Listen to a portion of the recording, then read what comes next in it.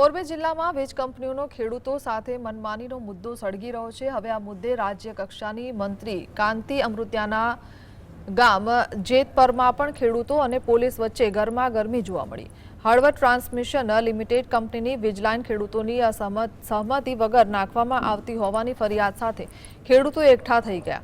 જે ખેતરમાં કામ શરૂ થયું ત્યાં પોલીસે કહ્યું કે કલેક્ટર સાહેબનો હુકમ છે। સામે ખેડૂતોએ કહ્યું કે આ ખેતર અમારું છે અને અમારી સહમતિ લેવામાં નથી આવી। છેલ્લા ઘણા દિવસથી જેતપર ગામે મુદ્દો ગરમી પકડી રહ્યો છે।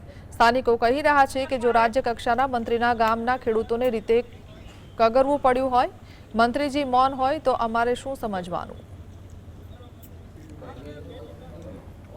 अरे भाई તમારે કલેક્ટર સાહેબે હુકમ કર્યો તો વાત કરવા જશે સમજી જાય તો પણ કલેક્ટર સાહેબે હુકમ કર્યો તો તમે ક્યાં હતા? સાહેબ નહીં જાવ બરોબર, તમારે મને ડિસ્કસ કરવો તો કરી લ્યો, બાકી હું નથી જવાનો।